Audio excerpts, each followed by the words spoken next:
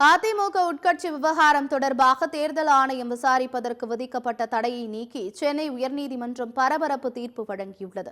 இது இபிஎஸ் தரப்புக்கு பின்னடைவை ஏற்படுத்தியுள்ளதாக அரசியல் விமர்சகர்கள் தெரிவித்து வரும் நிலையில் கட்சித் தலைவர்களின் கருத்துக்களை தற்போது பார்க்கலாம்.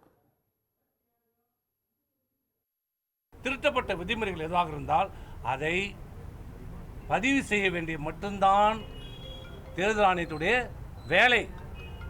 ஒன்லி மினிஸ்ட்ரியல் ஆக்ட் குமஸ்தா வேலை. நான் கொடுத்தா ஏற்றுக்கணும். அது சரியா தவறா, முறையா இருக்குதா முறையாதா, அதை பார்க்கிற அதிகாரம் தேர்தல் ஆணையத்திற்கு இல்லை.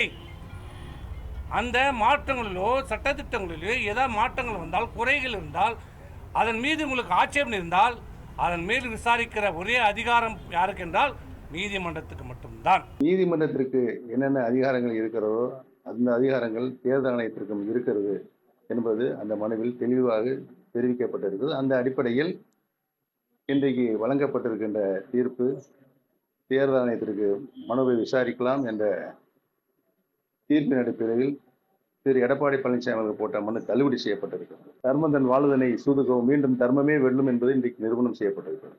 பழனிசாமிக்கு எந்த அதிகாரமும் இல்லை.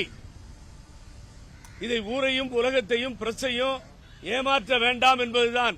இனி இங்கே பிரச்சனை இல்லை. தேர்தல் ஆணையத்திற்கு இந்த பாராளுமன்ற மூலியமா முழு அதிகாரம் உண்டு, கேட்பதற்கு அதிகாரம் உண்டு.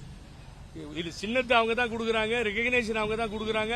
தேர்தல் ஆணையத்தில் உட்கட்சி தலையிடக்கூடாது உட்கட்சி விஷயத்தில்னா புது மாதிரி இல்லை இந்த வாதம்.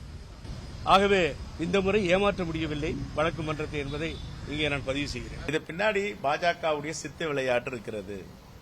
மிரட்டல். பாஜக என்ன பண்ண, மிரட்டி பார்ப்பாங்க, வழக்கு போடுவாங்க, நெருக்கடி கொடுப்பாங்க. சரண்டர் ஆயிடுச்சுன்னா எல்லாத்தையும் திரும்ப பெற்றிருக்காங்க.